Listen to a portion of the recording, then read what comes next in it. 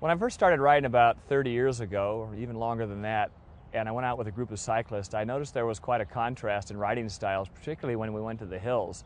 Some would stay seated, some stand, and some would use a combination of the two.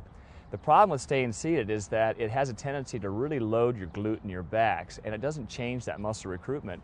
As a triathlete, I found that if you can come in and out of your saddle, it's advantageous in a number of ways. It eliminates that load in your glutes and your low back and your hamstrings, and it also stretches out your hip flexors in a position that you're naturally going to be running in. I found when I was doing the Hawaii Ironman early on that even when I would get to the rolling hills and trying to maintain my speed, if I'd stand up for 10 to 15 pedal strokes, again, that would alleviate that huge load.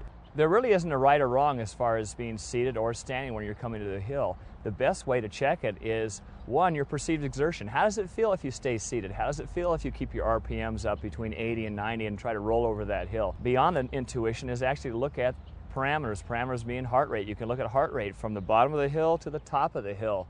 What was your heart rate? Look at the speed from the bottom to the top and try it at different grades. It's not the person who can win the hill climb, it's the person who can be efficient and economical on the backside of the hill.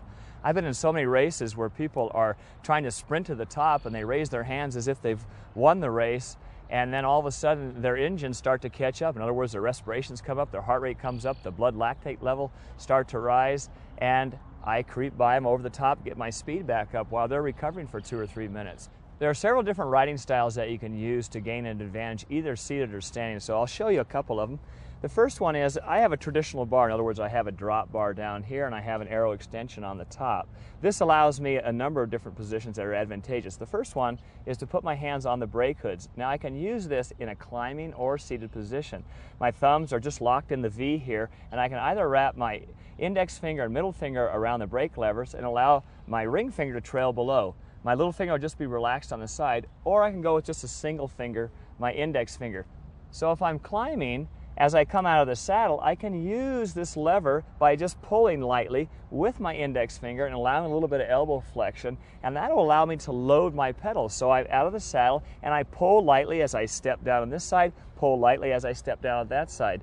Again, coming back to the seated position, my hands really don't change much. They're in a much more relaxed position, but again on the brake hoods.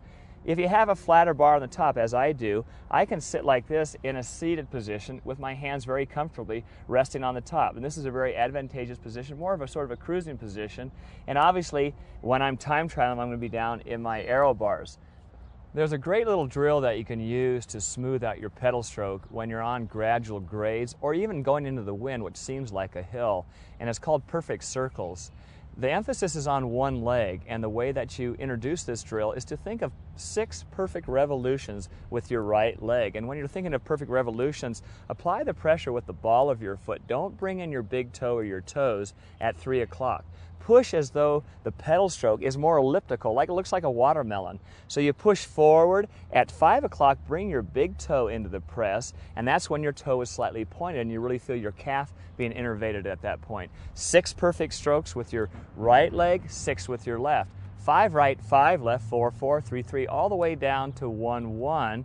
And as you get better when you're doing this, you'll be able to go 1, 1, 2, 2, 1, 1, 2, 2. Obviously, it's very repetitive, but you'll find that repeating that pattern over again, you won't feel as though you're mashing your pedal stroke. And I see this a lot where people's weight is shifting from side to side, they're over pulling with their arms, they're pressing from 3 to 5 o'clock, and their bike is wobbling from side to side. Keep your hips still, body still, integrate that in and out of the saddle as you come to the hills, and you're going to be a more efficient climber.